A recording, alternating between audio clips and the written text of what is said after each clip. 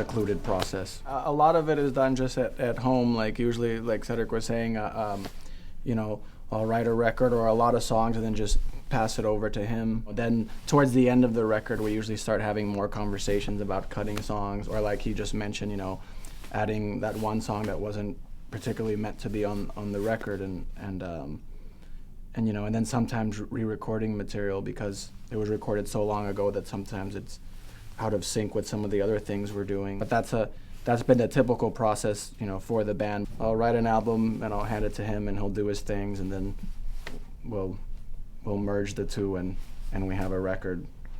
But we've, you know, been talking about making it more of a collaborative process, and that includes our musicians as well.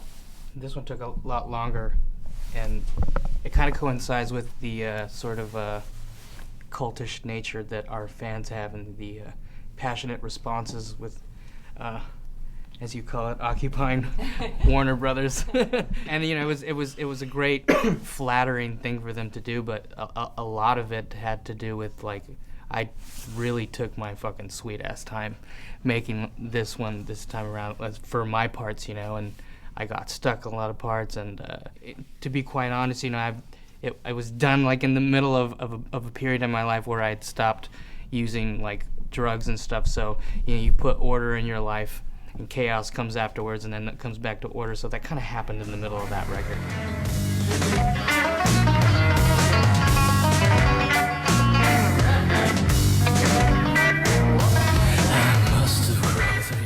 Like you said, this one took a long time, and there's something really important about that and the difference, because you know, before that we just did a record every year after year, and so now this is you know, hopefully laying a whole new groundwork for a whole new environment in general, but and of course when we go on tour and stuff.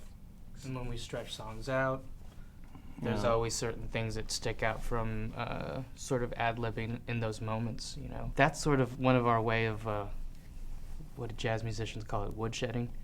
I think out of woodshedding you can come up with these ideas, like the most catchy moments or whatever happens kind of stick with you. You start repeating them during the ad-libs or the improvisations, and they kind of become this idea, you know. So that naturally kind of happens. But you know, it's fun to reinterpret songs, so it's fun to just, again, see what somebody else in the band maybe wants to play or something. You know, just stuff we haven't done before. Maybe older songs, but you know, giving them the context of what we're doing now. So what to a fan might be butchering the older songs, you know, destroying the older songs in order to make way for a new form of them. That's fun for us to play, because that's the main thing. As self-involved as it might sound, like it has to always be fun for you, because if it's not fun, then you're faking it, and then eventually people, you know, one that makes it even worse. So it's already unfun, and then you fake it. So that's a horrible combination, and then eventually you know, people aren't dumb. Eventually people see right through that, and then what do you have? You know, the only reason we have anything is because we've always tried to be as, you know, put as much into our music and to what we're doing that is of us as possible, you know. And so if we start getting into these things of like what songs we should or shouldn't play, you know, the guidelines just have to remain very simple, which is like, well, what's fun for you? You know, what do you like singing? Because I like playing this, and that guy likes this part. So, you know, how do we make it fun for the collective? Our drummer has a hell of a way of reinterpreting our older stuff, and it's really exciting. It's like he's a DJ doing a remix live. Right. And that's just so challenging. It's so much fun. I can only equate it to maybe what the Beastie Boys must have felt like having Mixmaster Mike on the stage and him dropping stuff out on them, and it doesn't sound like Paul's Boutique, but it's a Paul's Boutique jam, you know, and you're just like, wow, it's a so much different version, but I get to witness this live. That's why the live experience is so important. You pay for an individualized kind of exclusive moment that may not happen again.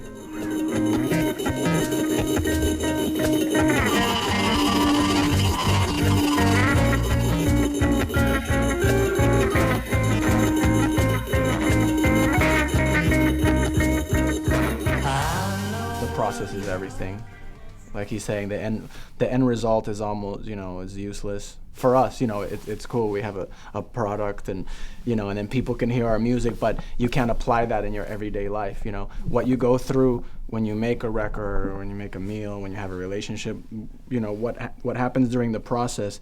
That's where life is. Like he's saying, like he went through an extreme change, mental change, and it's those things that he can take away to be a better human being.